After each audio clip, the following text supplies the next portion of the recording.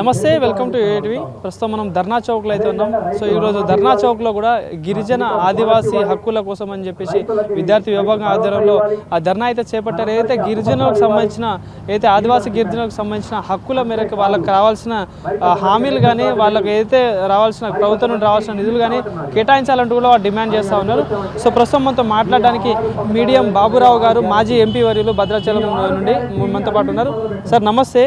So ఏంటి ఈరోజు ఇక్కడ ధర్నా చేయడానికి కారణం ఏంటి? అయితే గిరిజనులు వెనుకబడి ఉన్నారు, వాళ్ళకి రావాల్సిన హక్కులు కానీ వాళ్ళకి రావాల్సిన నిధులు కానీ హామీలు కానీ చాలా ఉన్నాయి. సో ఏం చెప్పదలుచుకున్నారు? భారత రాజ్యాంగం గిరిజనులకి ప్రత్యేక హక్కులు ఇచ్చింది. 10వ అధ్యాయం మొత్తం కూడా 244వ ఆర్టికల్ అంతా కూడా గిరిజన ప్రాంతాల అభివృద్ధికి సంబంధించి ప్రభుత్వం చేపట్టాల్సిన చర్యల గురించి అటువంటి దాన్ని వివరించింది.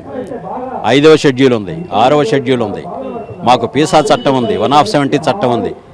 ఇవన్నీ చదివితే మీకేమనిపిస్తుంది అంటే మొత్తం ఇక గిరిజన ప్రాంతాల్లో గిరిజనులు చాలా సర్వ సౌఖ్యాలతో ఉన్నారు అనిపిస్తుంది. కానీ దీంట్లో ఏ ఒక్క చట్టం కూడా అమల్లో లేదు.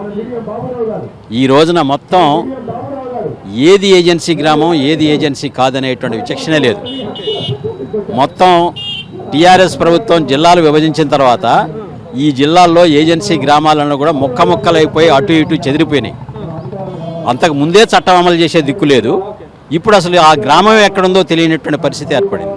అందుకని గవర్నర్ గారిని, రాష్ట్ర ప్రభుత్వాన్ని, ముఖ్యంగా రాష్ట్ర ప్రభుత్వాన్ని, ఎందుకంటే ఈ రాష్ట్ర ప్రభుత్వం టీఆర్ఎస్ ప్రభుత్వం ఉన్నప్పుడేమో మొత్తం గిరిజనులకు అన్యాయం జరుగుతూ ఉంది, వాళ్ళ భూముల నుంచి వాళ్ళని నెట్టేస్తూ ఉన్నారు, అటవీ హక్కుల పట్టాలు ఇవ్వడం లేదు, ఇవన్నీ ఇస్తామని చెప్పారు. సంవత్సరం అయింది వచ్చి, ఇప్పటికీ ఉలికలు పలుకు లేదు. గిరిజన సంక్షేమ శాఖకి మంత్రే లేడు, ఆయన దగ్గరే పెట్టుకొని ఉన్నాడు. సీతక్కకి వేరే శాఖ ఇచ్చారు, ఆమె ఏదైనా గిరిజనరాలు చేస్తాం అనుకుంటే. సో ఆ రకంగా కాంగ్రెస్ ప్రభుత్వానికి గిరిజన చట్టాలు అమలు చేయడం మీద, గిరిజనుల అభివృద్ధి మీద ఆసక్తి లేదు. ఈ రోజున మొత్తం గిరిజన సీట్లు 12 సీట్లు కూడా ఒక 3 మినహా అన్ని కాంగ్రెసే గెలిచింది. ఎందుకు ఆ విశ్వాసం ఉంచారు కాంగ్రెస్ మీద? నువ్వేదో చేస్తావు, చెప్పిన మాటకు ఉంటావని. కానీ అది జరగట్లేదు.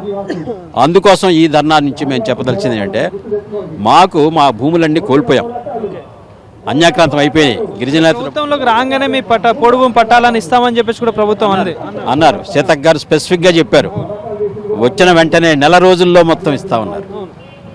ఇప్పుడు 13 నెలలైనా వాటి గురించి ప్రయత్నం చేశారు సార్. ఇప్పుడు మంత్రి హోదాలో ఉన్నారు సీతక్క గారు. మరి సీతక్క గారు ఏమంటా ఉన్నారు దీని మీద?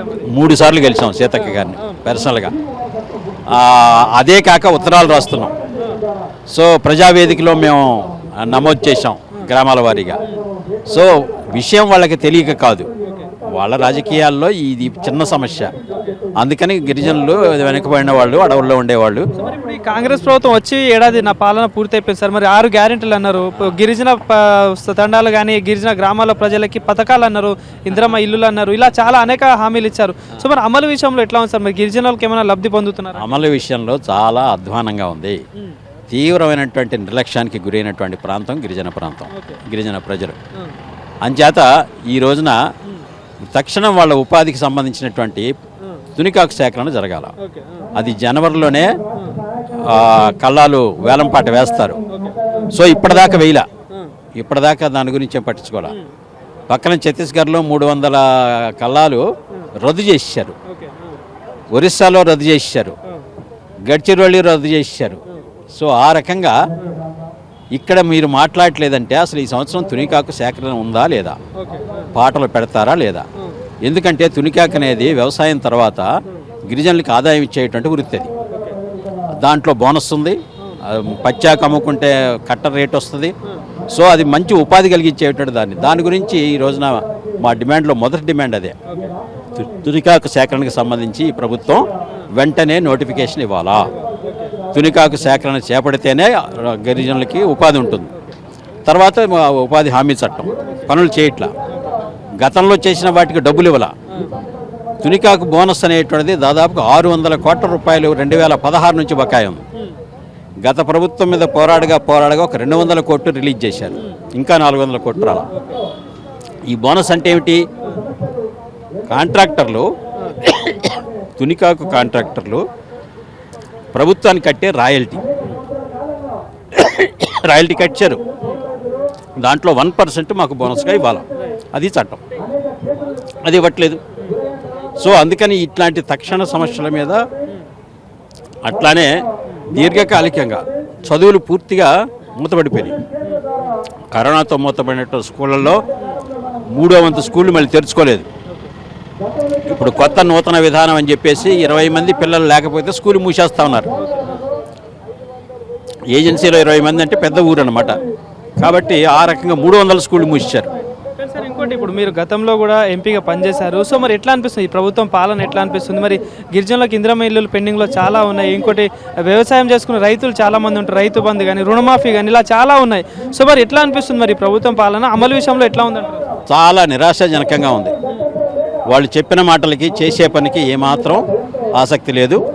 కాబట్టి కాంగ్రెస్ ప్రభుత్వం మళ్ళీ త్వరలోనే ప్రజల యొక్క అసంతృప్తికి అది గురవుతుంది.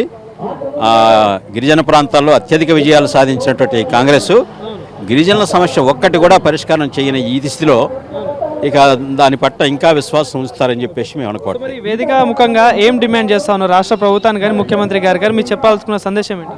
రాబోయే బడ్జెట్లో మాకు జనాభా ప్రాతిపదికన ఇచ్చేటువంటి సబ్ ప్లాన్ని ఇవ్వాలా, బడ్జెట్ కేటాయింపులు పెంచాలా, ఐటీడీఎల్ని సక్రమంగా పనిచేయించడానికి దాంట్లో స్టాఫ్ని నింపాలా, బ్యాక్లాగ్ పోస్టులు చాలా ఖాళీలు ఉన్నాయి, అవన్నీ కూడా నింపాలి.